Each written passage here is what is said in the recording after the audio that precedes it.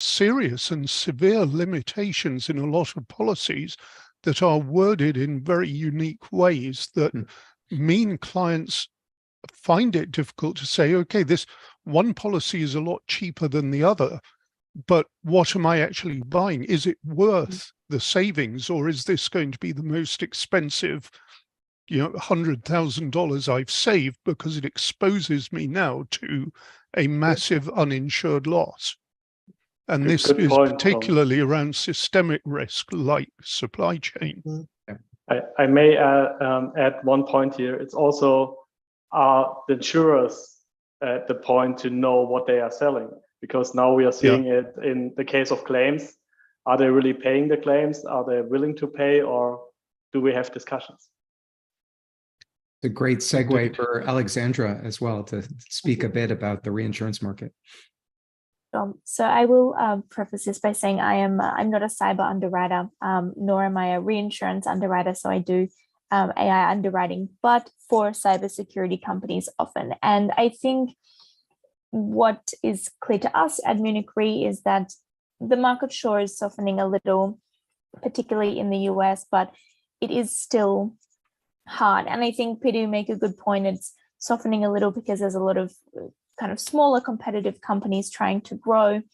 And while we're seeing claims have come down in a lot of regions, which I think was maybe part of the reason why we thought this market might soften a little bit more, or that rates would stabilize, hasn't changed the fact that the market is still quite hard. And I think the reason for this is that exposures are still increasing. We're starting to see more and more new issues in cybersecurity. If we take something like Meta's pixel tracking code and the alleged data breaches that it's having there, we're seeing a lot of new exposures hit the market. And I think for insurers, it's still very unclear how big of a loss these new exposures are going to be. So given that is the landscape, I would say probably the market shouldn't be softening too much, because while the claims went down from kind of a high in 2020, 2021, they are still coming back up. And so I think we're of the position that the market should, for at least a little, remain hard. And in a way then, for companies that might have these high exposures and might not be able to get the capacity that they were hoping for at a premium that they felt was appropriate for them, it's interesting to see companies starting to look for alternative sources of capacity, whether that is with other companies, other traditional cyber insurance instruments, or even other sorts of solutions. So I guess that is pretty much all the way down the value chain, whether it is something pre-attack or pre-ransomware attack, like what Andrew's company is providing, or whether it's some sort of post-attack mitigation. I think it'd be really interesting to see. The market always innovates a lot in hard market times, and I'm interested to see what comes out of this one.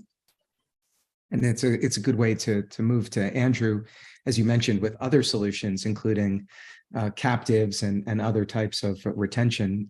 Andrew, if you want to speak, from your perspective, that'd be wonderful. Yeah. So my perspective on this kind of started when I was underwriting. So cyber insurance used to be, the crown jewel of an insurer's portfolio. It printed money, very, very profitable, low frequency. You had some severity issues, but it was mitigated by low frequency. Saw that in the underwriting processes. I'm sure we all remember the days of 5 or 10 question applications to get new cyber insurance. Very, very easy to obtain.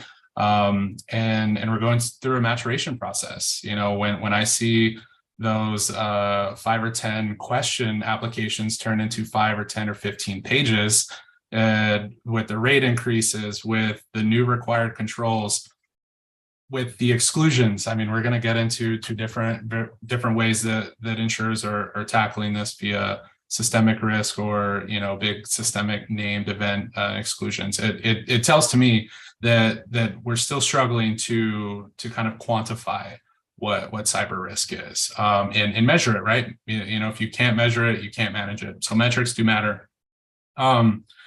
to that point, I mean, when you think about like what the cyber insurance market is up against, you know, we've got 4.3 billion IPs worldwide. I mean, that's a massive like footprint. You know, we've got 90% of companies using some form of cloud hosted infrastructure in their businesses, right? I mean, you look at it in any business you walk in today where processes used to be manual and in person, they're all governed by technology and often cloud hosted technology. So I mean, it's a massive exposure, and no wonder, you know, we're starting to see this increase. You know, right now I think like 40% of companies that were surveyed by Fortinet recently said that at least half of their workloads were run